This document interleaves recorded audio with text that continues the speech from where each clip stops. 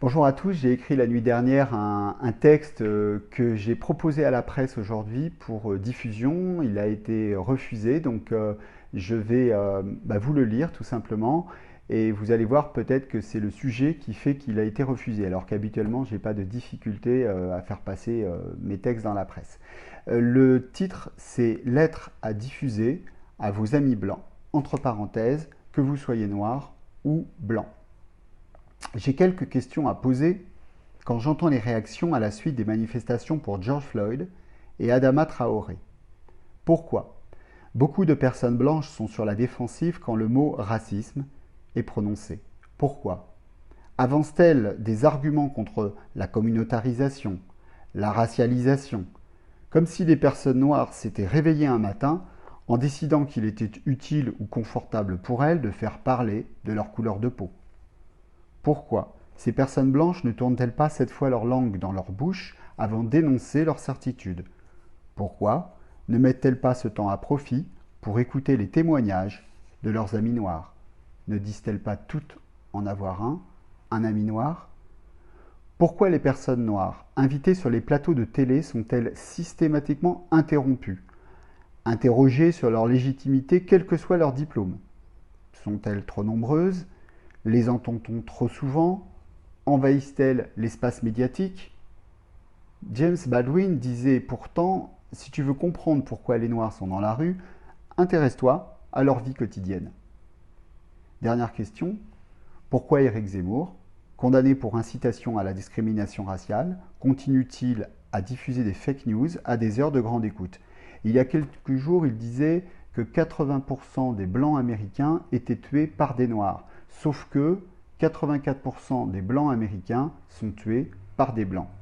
Bon, ça je sais, c'est pour l'audience de CNews.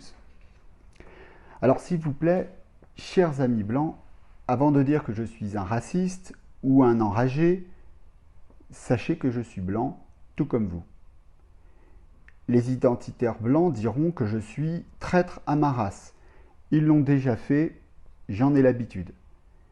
Les identitaires noirs diront que je fais de l'appropriation culturelle avec ma coupe de cheveux non homologuée. Ça, c'est plus nouveau, mais je vais m'y faire. Et la plupart des gens se diront quel est son problème à celui-là. Et ce sont eux qui ont raison. J'ai bien un problème. Mon problème est de croire qu'il n'y a pas besoin d'être noir pour être indigné par le racisme. J'ai écrit ces mots il y a des années, c'était suite à l'affaire Guerlain, quand aucun intellectuel blanc n'avait jugé bon d'émettre la moindre condamnation. Mon problème est de savoir que si un ami noir tenait publiquement mes propos, il serait immédiatement taxé de raciste anti-blanc, d'extrémiste et immédiatement blacklisté.